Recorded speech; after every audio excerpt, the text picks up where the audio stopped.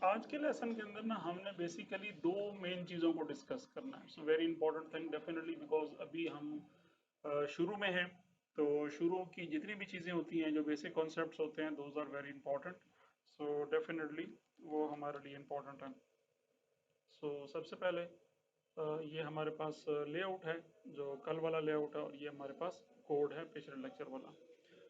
दो जो चीज़ें हमें डिस्कस करनी है वो मैं बता ही देता हूँ पहले। एक तो हमारे पास प्रॉपर्टी है, उसका नाम है बॉक्स साइजिंग।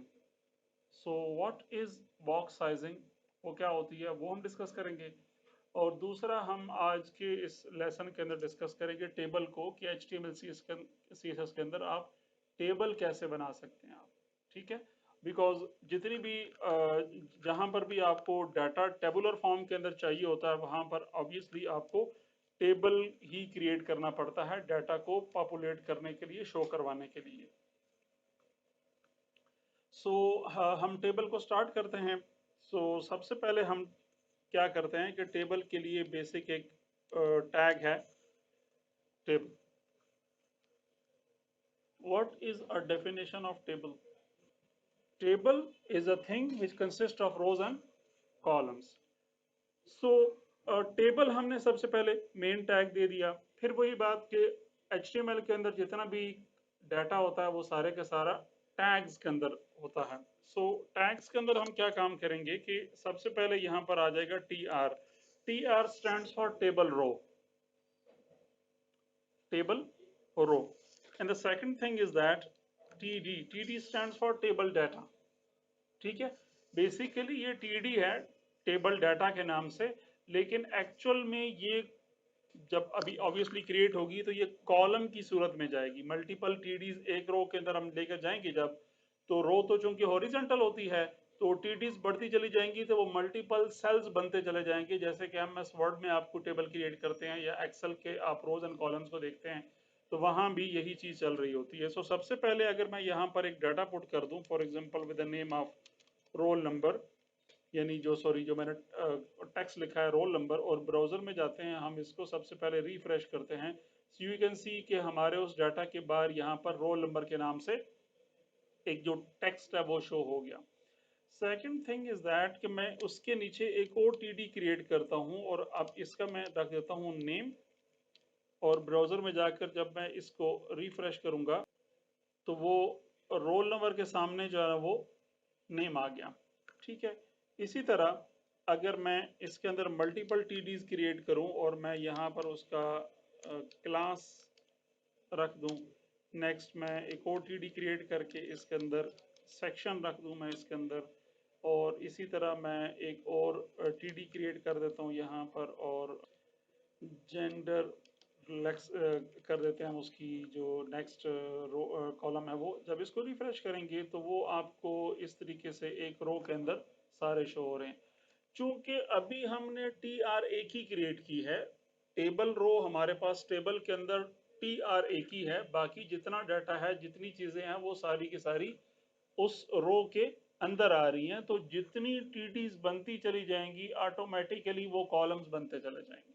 ठीक है, अब मैं क्या काम करता हूं कि इसी रो के नीचे, आई मीन इसी पूरी रो को मैं कॉपी कर लेता हूं। कॉपी कर लेने के बाद यहाँ नीचे आएंगे, और कंट्रोल V से मैंने उस पूरी रो को पेस्ट कर दिया। और अब ऑब्वियसली सबसे पहले मैं इसको रिफ्रेश करके दिखा देता हूँ आपको कि ये क्या आ रहा है। तो चूंकि रो नई क्रिएट हुई है, तो न्यू रो के अंदर भी नया जो डाटा है वो हमारे पास शो हो गया, नई रो शो होगी। अब हम क्या कर लेते हैं कि चूंकि पहली TD में, यानी रो दूसरी है लेकिन उसकी पहला जो सेल है उसके अंदर रोल नंबर आएगा, तो रोल नंबर फॉर एग्जांपल 1001 दे दिया मैंने। जो ही हम यहाँ पर रिफ्रेश करेंगे तो आप देख सकते हैं कि रोल नंबर के नीचे रोल नंबर आ गया। जाहिर सी बात है कि जो दूसरी TD है वो नेम की है, तो नेम के नीचे नेम आ जाएगा, और मैं कोई भी नाम दे देता हूँ, फॉर एग्जांपल यासिर अली। और उसके बाद हमारे पास क्लास है, क्लास में दे देता हूँ 12th, सेक्शन ग्रीन, और जेंडर मेल। सेव कर दिया, रिफ्रेश करेंगे जब हम इसको यहाँ पर, तो आप देख सकते हैं कि रो है, नेम है, रोल नंबर है, नेम है, उसके बाद क्लास है, सेक्शन है, जेंडर है, और सारी जो भी उसकी टॉप पे जो उसकी हेडिंग्स शो हो रही हैं वो हमें उसके नीचे जो उसका रेलेवेंट डाटा है वो हमें उसके नीचे यहाँ शो हो रहा है। लेकिन एक और चीज हमने देखनी है बेसिकली कि जो ऊपर की हमारे पास हेडिंग्स है ना, ये हमने टीडी के अंदर रखी है। नॉर्मली ऐसा होता नहीं है कि हम ऊपर जो है वो टीआर क्रिएट करें और इसको हम जो है वो टीडी की बजाय हम इसको टीएच देंगे। TH stands for table heading.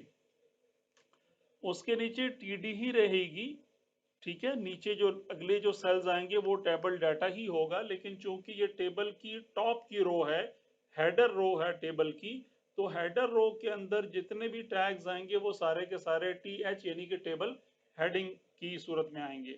मैं इन सारों को चेंज करके टी एच कर देता हूँ। क्विकली सबको चेंज करना हो तो you need to press and hold alt. Alt key को प्रेस करके रखेंगे आप, और जब ये क्लिक किया, ये क्लिक किया और ये क्लिक किया और सारे इकट्ठे चेंज हो जाएंगे। फॉर एग्जाम्पल गलती से यहाँ भी क्लिक कर दिया मैंने, तो ऑल्ट की प्रेस करके दोबारा इस पे क्लिक कर देंगे तो ये खत्म हो जाएगा, और वही जो 3 टीडीज हैं और इसको इकट्ठा चेंज करके टीएच कर देंगे तो वो क्लोजिंग टैग जो है वो automatically with the same content change हो गया। सो इसको सेव कर दिया। अब जब रिफ्रेश करेंगे तो देखिएगा कि जो वो थोड़े से बोल्ड हो गए हैं automatically, because heading as compare to TD bold होती है। सो इसी तरह मैं यहाँ पर एक और टी आर क्रिएट कर लेता हूँ। कंटेंट की बात कर रहा हूँ मैं यहाँ पर, और इसको रिफ्रेश कर दिया, सॉरी पेस्ट कर दिया मैंने यहाँ पर। और यहाँ पर जो रोल नंबर है वो मैं चेंज करके रोल नंबर 1002 कर देता हूँ, और नेम यहाँ पर मैं चेंज कर देता हूँ उमैर बशीर, और यहाँ पे क्लास मैं उसकी फॉर एग्जांपल 11th कर देता हूँ और व्हाटएवर, और ग्रीन की जगह पर मैं चेंज करके फॉर एग्जांपल रेड कर देता हूँ, और उसका जो जेंडर है वो मेल ही रहेगा। So if I refresh it तो वो डाटा जो है वो जितनी रोज क्रिएट होती चली जाएंगी वो सारी जो जितना भी वो नीचे का डाटा है वो सारा उसके सामने शो होता रहेगा। अच्छा, अब बात ये आ जाती है कि इवन आफ्टर कि मैंने इसको टेबुलर फॉर्म के अंदर लेकर गया हूं मैं डाटा को, लेकिन स्टिल हमारे पास डाटा जो है ना वो कोई उस तरीके से अच्छा प्रेजेंटेबल नहीं है। अच्छी मतलब उसकी कोई जो लुक एंड फील है वो कोई हमें अच्छी नहीं नजर आ रही। सो डेफिनेटली किसी भी चीज की लुक एंड फील को बेहतर करने के लिए हमें उसकी स्टाइलिंग करनी होती है। तो अब मुझे स्टाइल में जाना पड़ेगा, और स्टाइल के लिए मैं यहाँ पर टारगेट करूंगा टेबल को। टेबल को टारगेट करेंगे। इसमें एक चीज देखने वाली है जो कि नई होगी आपके लिए। Table comma T R comma T D. इसका क्या पर्पज होता है बेसिकली कि जो हमने कॉमा दे दिया हमने सारे टैग्स के बाद, इनफैक्ट टेबल के बाद भी और टी आर के बाद भी, कि जब भी आप सी एस एस के अंदर मल्टीपल टैग्स को टारगेट करते हैं और आप हर टैग के बाद जब आप कॉमा दे देते हैं, तो कॉमा का मतलब ये होता है कि आप एक ही बार में इन सारे टैग्स को टारगेट कर रहे हैं। यानी जो भी आप स्टाइलिंग देंगे वो इन सारे टैग्स पर इक्वली या इनफैक्ट सब के ऊपर ये अप्लाई हो जाएगी। ठीक है। सो सबसे पहले मुझे क्या करना है कि इनका मुझे बॉर्डर देना है, ताकि हम मतलब इसकी जो लुक एंड फील है, कोड वाइज तो हमने देख लिया कि वो टेबल के अंदर हमने किया है सारा काम, लेकिन हम ये जानना चाहते हैं या देखना चाहते हैं कि उसकी जो लुक एंड फील है व्यू पोर्ट के अंदर, ब्राउजर के अंदर, वो भी बेसिकली हमें टेबल ही नजर आना चाहिए। सो सबसे पहले हमारे पास आ जाएगा बॉर्डर की प्रॉपर्टी देंगे हम इसको। सबसे पहले बॉर्डर, सबसे पहली चीज हम देंगे 1px, यानी उसकी जो वेट होगा बॉर्डर का, उसकी जो मोटाई होगी वो हम रखना चाहते हैं 1 पिक्सल। 1 पिक्सल बॉर्डर की मोटाई होगी। स्पेस देकर हम देंगे उसकी कि वो कैसा होना चाहिए। तो मैं सॉलिड लिख देता हूँ। सॉलिड को मैं लेटर ऑन एक्सप्लेन करता हूँ कि सॉलिड क्या होता है। और तीसरी चीज आ जाती है कलर की। सो फॉर एग्जांपल मैं यहाँ पर रेड कलर मैं दे देता हूँ इसको। कि बॉर्डर के बारे में मैं कह रहा हूं कि टेबल टी आर और टी डी तीनों को बॉर्डर दे दो। एक तो बॉर्डर 1 पिक्सल का होना चाहिए, उसकी जो वेट है उसकी जो मोटाई है, उसकी जो थिकनेस है, वो 1 पिक्सल की होनी चाहिए, सॉलिड होना चाहिए, सॉलिड मीन स्ट्रेट। और मैं थोड़ी देर में एक्सप्लेन करता हूँ सॉलिड के बारे में। रेड आ जाएगा, रेड मीन कि उसका कलर। सेव कर दिया, ब्राउजर में आए और इसको जब हम रिफ्रेश करेंगे तो यू कैन सी कि जो बॉर्डर है वो इसका क्रिएट हो गया। अब एक और चीज हमें नजर आ रही है और वो ये कि ये जो हेडिंग्स हैं, हेडिंग्स के दरमियान बॉर्डर नहीं आया। उसकी रीजन ये है कि हमने पहला काम तो ये किया कि हमने इसके अंदर टीएच को टारगेट ही नहीं किया हमने। तो कोड लेवल पर तो हमने उसको टीएच दे रखा है, पहली जो हमारी रो है, लेकिन यहाँ पर हमने टीएच को टारगेट नहीं किया। तो हम क्या करेंगे, टी आर के बाद टीएच देन कॉमा। ठीक है, मतलब सारे tag table, T R, T H और टी डी सबको ये बॉर्डर मिल जाए। इसको जब रिफ्रेश करेंगे और मैं यहाँ पे जाके चेक करूंगा तो नाउ यू कैन सी कि वो जो हेडिंग है उसको भी बॉर्डर जो है वो अप्लाई हो गया उस पर भी। अब एक और चीज ये है कि जो सारे के सारे बॉर्डर तो चूंकि दे दिए, लेकिन सारे बॉर्डर जो हैं वो डबल शो हो रहे हैं। मैं ऐसा नहीं चाहता, मैं ये चाहता हूं कि बॉर्डर सारे सिंगल हो जाएं। डबल बॉर्डर मुझे नहीं चाहिए, वो बुरा लग रहा है, सिंगल बॉर्डर चाहिए मुझे। सो उसके लिए मैं क्या काम करूंगा कि एक और प्रॉपर्टी हमें देनी पड़ेगी यहाँ पर, वो है बॉर्डर कोलैप्स। यानी बॉर्डर आपके बाय डिफॉल्ट उसकी वैल्यू होती है सेपरेट, जो कि राइट नाउ शो हो रही है। तो मैं कह रहा हूं कि क्या बॉर्डर कोलैप्स करे, तो मैं कह रहा हूं कि यस कोलैप्स कर जाए, यानी जो डबल बॉर्डर है वो ना शो हो। तो हम ये प्रॉपर्टी देंगे बॉर्डर कोलैप्स और वैल्यू दे देंगे कोलैप्स। और अब जब रिफ्रेश करेंगे तो बॉर्डर जो है वो हमारे पास डबल बॉर्डर खत्म हो गया, अब हमारे पास सिंगल बॉर्डर शो हो रहा है उसका। इसके अलावा अगर मुझे इसको पैडिंग देनी है, पैडिंग हम पढ़ चुके हैं कि पैडिंग इंटरनल गैप को कहा जाता है, पहले लेसन के अंदर हम डिस्कस किया था इसको। सो मैं यहाँ पर इसको पैडिंग दे देता हूँ, फॉर एग्जांपल 16 पिक्सल। जब मैंने इसको पैडिंग दे दी 16 पिक्सल और इसको रिफ्रेश कर दिया हमने, और ब्राउजर में आकर जो ही हम इसको चेक करेंगे सो यू कैन सी के इंटरनल बॉर्डर जो है वो, सॉरी इंटरनल गैप जो है वो क्या हो गया, इंक्रीज हो गया उसका। और अब उसकी जो लुक एंड फील है वो as compare to initial stage बेहतर नजर आ रही है। सो अब अगर मैं यहाँ पर इसको मार्जिन दे के दिखा देता हूँ मैं आपको कि margin for example if I से 10 पिक्सल्स, सो उसमें ना एक चीज होगी और वो क्या होगी मैं दिखा देता हूँ, ये वाली। यानी बेसिकली उस हमें टारगेट सिर्फ एक चीज को करना चाहिए था और वो था सिर्फ टेबल। ठीक है, तो अब तो सारे टैग्स टारगेट हो रहे हैं ना, क्योंकि हमने कॉमा दे दिया। तो कॉमा जब देते हैं तो कॉमा मीन के सारे टैग्स टारगेट हो रहे हैं। हालांकि ये मार्जिन हमें यहाँ मार्जिन की ऐसा जरूरत नहीं है, लेकिन अगर कभी जरूरत पड़े भी तो उसके लिए हमने सिर्फ पेरेंट टैग को टारगेट करना होता है। पेरेंट टैग मैं बता चुका हूं कि जो वो टैग के जिसने बाकी सारे टैग्स को अपने अंदर रैप अप करके रखा होता है, that is called parent tag. जितने अंदर जितने टैग्स होते हैं वो सारे के सारे चिल्ड्रन कहलाते हैं। बाहर जो भी टैग मेन टैग उसका होगा वो होगा उसका पेरेंट। ये बिल्कुल ऐसे ही है कि जैसे लेट सपोज एक कंटेनर है जिसके अंदर आपने हम एग्जांपल लेते हैं ग्लास की, तो ग्लास में पानी है। ठीक है, अब ऑब्वियसली जब आप गिलास को यहां से उठाकर यहां मूव करेंगे तो कहीं ऐसा तो नहीं होगा ना कि पानी वहीं रह जाएगा और गिलास आगे चला जाएगा। तो जो चीज उसके अंदर पड़ी हुई है वो भी तो साथ साथ मूव होगी ना। तो हम क्या करेंगे कि जो बाहरी चीज है, बाहर वाली चीज है, उसको हम टारगेट करके उसको हम मार्जिन दे देंगे, तो अंदर वाली चीजें ऑटोमेटिकली उठा लेंगी सारे का सारा। लेकिन इस कंडीशन में क्या हो रहा है कि सारे के सारे जो टैग्स हैं वो मार्जिन उठाएंगे अगर हम इसको मार्जिन प्रोवाइड करेंगे। तो अगला काम हमने इसके अंदर ये करना है कि हम ये चाहते हैं या मैं ये चाहता हूं कि चूंकि दोनों स्टूडेंट्स इस वक्त हमारे पास मेल हैं, तो मैं ये चाहता हूं कि मेल हमारे पास सिर्फ वन टाइम ही लिखा हो। ये बिल्कुल मैं वही काम करने लगा हूं कि जैसे एमएस वर्ड में या किसी भी जगह पर आप दो सेल्स को आपस में मर्ज करते हैं। आप मैं ये चाहता हूं कि जो ये सेल है ये पूरा एक ही सेल बन जाए और उसके अंदर वन टाइम ही वो मेल लिखा हुआ आ जाए। सो उसके लिए क्या काम करना पड़ेगा हमें? अच्छा, अब जरा गौर से देखिएगा, ये हमारे पास एक रो है और ये अगली रो के अंदर पड़ा हुआ है, मतलब ये चूंकि डाटा यूं टॉप और बॉटम पड़ा हुआ है, तो एक हमारे पास ऊपर की रो है, एक हमारे पास नीचे की रो है। सो हम क्या काम करेंगे कि हम यहाँ नीचे आएंगे इस जगह पर, और ये काम यहीं पर हो सकता है। लेट सपोज ये हमारे पास मेल लिखा हुआ पहला और ये आखिरी मेल लिखा हुआ है, यानी आखिरी जो रो का आखिरी कंटेंट है वो है। यहीं पर हम स्पेस दे देंगे और हम इसको लिखेंगे रो। रो तो रो हो गई, साथ हम दे देंगे स्पैन, रो स्पैन।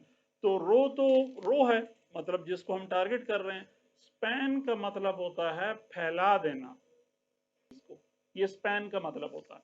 सो अगर मैं क्या काम करता हूं कि रो के बाद ये आई मीन ये दे दिया, I mean is equal to का साइन है, देन इन्वर्टेड कॉमास के अंदर जितने नंबर ऑफ नंबर्स मैं पुट कर दूंगा, राइट नो मुझे यहाँ पर 2 चाहिए, कि इस सेल को जिसके अंदर मेल लिखा हुआ है, इसको 2 रो तक स्पैन कर दो, फैला दो। तो 2 रो कौन कौन सी हो गई? एक तो इसकी अपनी रो होगी और दूसरी ये नीचे वाली रो होगी। इससे एक इश्यू होगा, फिर उसको हम फिक्स करते हैं। ये वाला हमारा जो टारगेट है वो अचीव हो जाएगा जो हम चाहते हैं। जब मैं इसको रिफ्रेश किया तो आपने देखा कि वो सेल्स दोनों आपस में मर्ज हो गए। लेकिन अब ऑब्वियसली हमने जिस पर्पस के लिए मर्ज किया था वो ये था कि हम, ताकि मेल हमारे पास एक ही मर्तबा लिखा हुआ आ जाए, मल्टीपल टाइम हम मेल ना लिखें, तो हमें जाहिर सी बात है इस दूसरे मेल को रिमूव करना पड़ेगा, जिसकी हमें ज़रूरत नहीं है। तो हम इस टीडी, पूरी टीडी को ही रिमूव कर देंगे। सो जो ही मैं अब इसको सेव करता हूँ और रिफ्रेश करते हैं, सो यू कैन सी कि वो दोनों जो सेल्स हैं वो हमारे पास मर्ज हो गए हैं। जितने जी चाहें आप रोज को मर्ज करना चाहें उतने को आप मर्ज कर, सिर्फ आपको रो स्पैन के बाद वो नंबर देना पड़ेगा, यानी जितने नंबर तक आप उसको स्पैन, यानी जितने कॉलम या जितने रोज आप स्पैन करना चाहते हैं।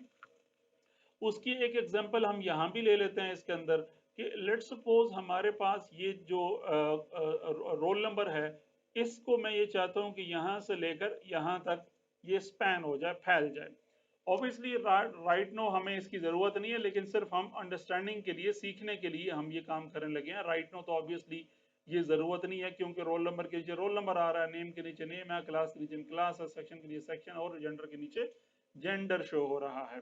सो हमें इसकी ज़रूरत नहीं है, सिर्फ हम लर्निंग पर्पज़ के लिए काम करने लगे हैं। So we need to go over here roll number में, यानी जिस सेल से आपने मर्ज कराना शुरू करना है, आपने जाना वहां पर है, चाहे वो रो हो चाहे वो कॉलम हो।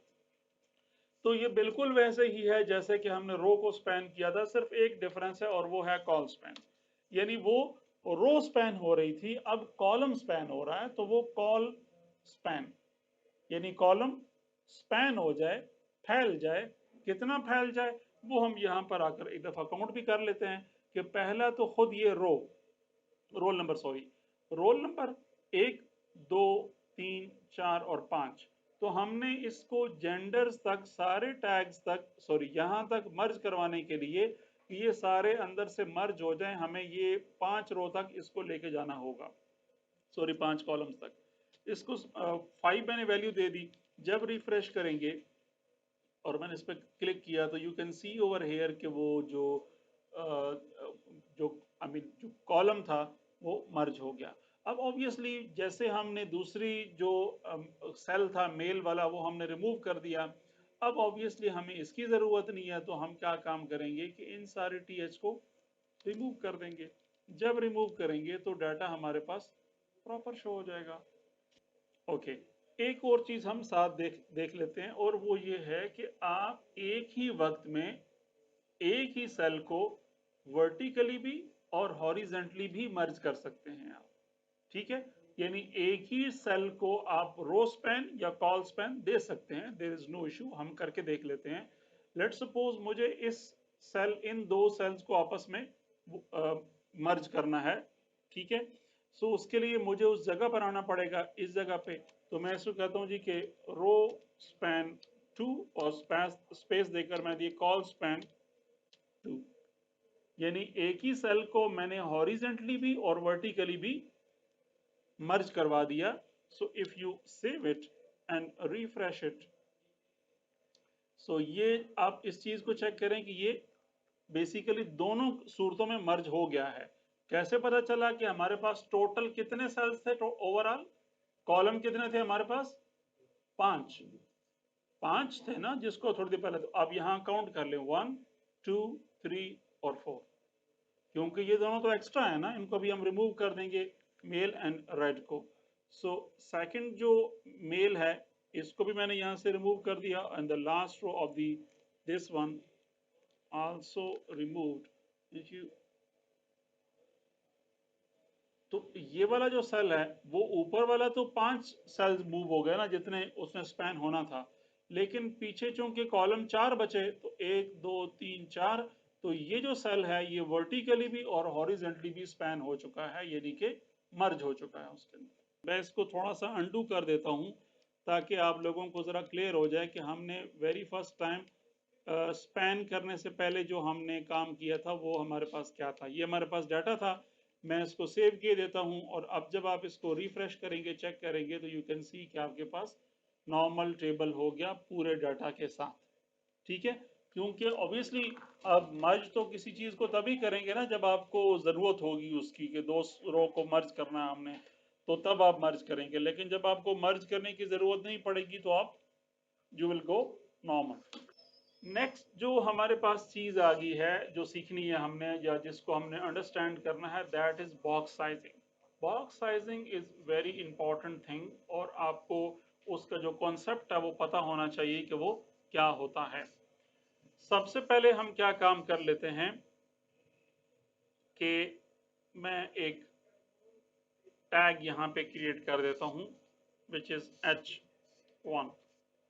H1 का टैग मैंने डाल, सॉरी H1 नहीं बल्कि H2 का टैग हम दे देता हूं मैं यहाँ पे, और इसको मैंने रिफ्रेश कर दिया तो फिलहाल कुछ भी नहीं शो हो रहा, बिकॉज H1 के टैग के अंदर कुछ है ही नहीं। सो मुझे इसके अंदर कुछ टाइप करना है। लेट सपोज मैं टाइप करता हूं इसके अंदर सुपर टैग, तो वो टैग हमें यहाँ पर शो हो रहा है। अब हम क्या काम करते हैं कि मैं इस H2 को टारगेट करता हूं यहाँ।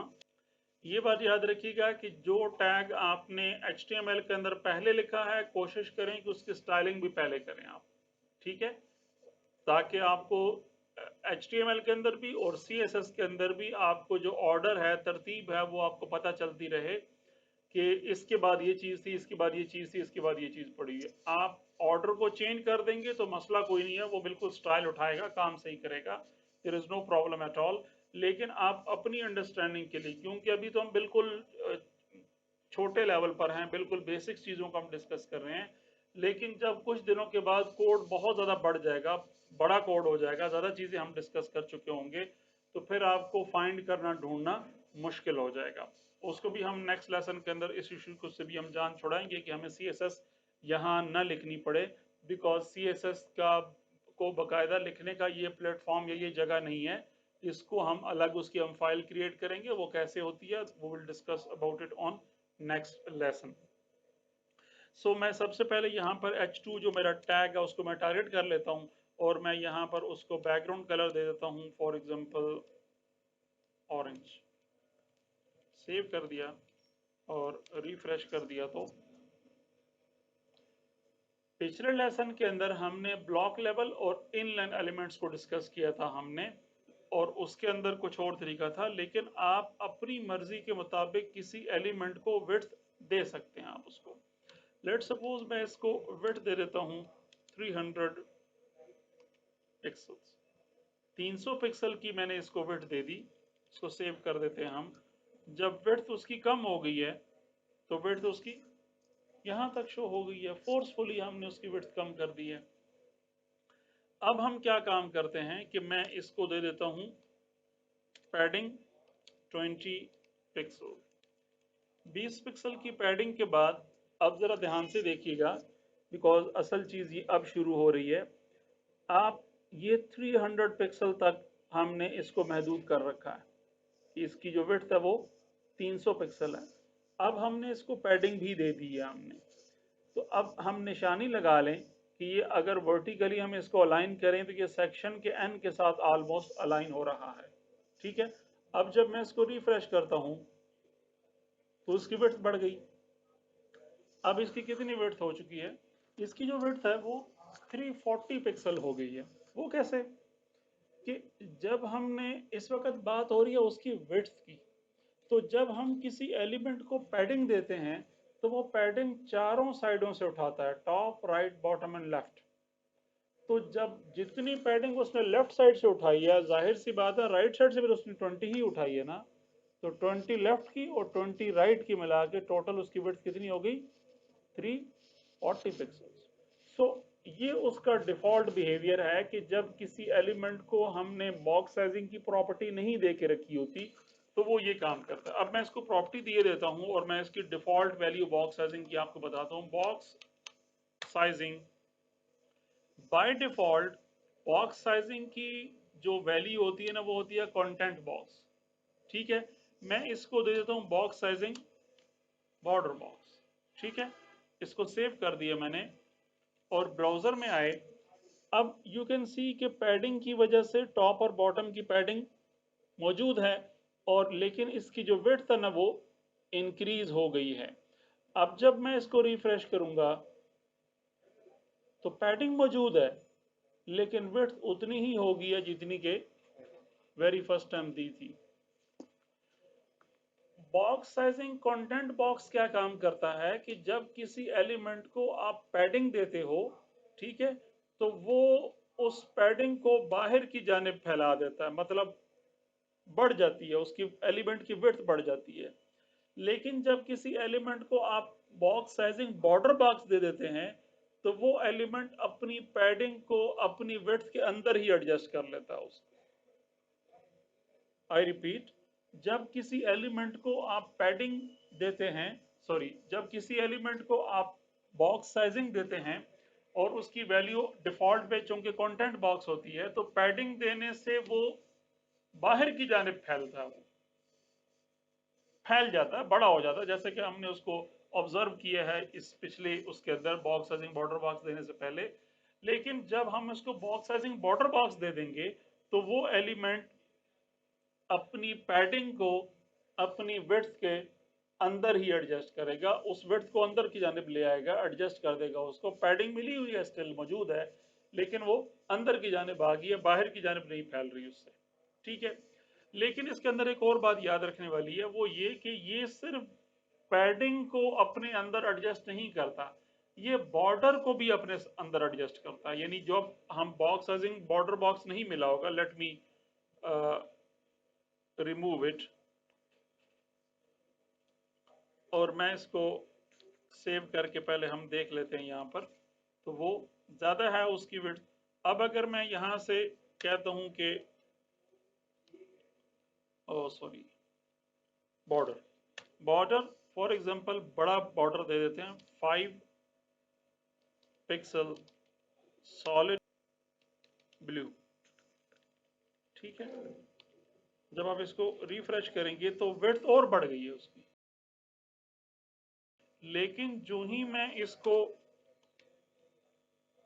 बॉक्स साइजिंग बॉर्डर बॉक्स दे दूंगा तो इसकी दोनों प्रॉपर्टीज यानी पैडिंग और बॉर्डर दोनों उसके विड्थ के अंदर एडजस्ट हो जाएंगे इस तरीके से। ये देख लें आप, ये वहीं पर ही पड़ा हुआ है, बिल्कुल वहीं से सेक्शन क्या लाइन है वहां से।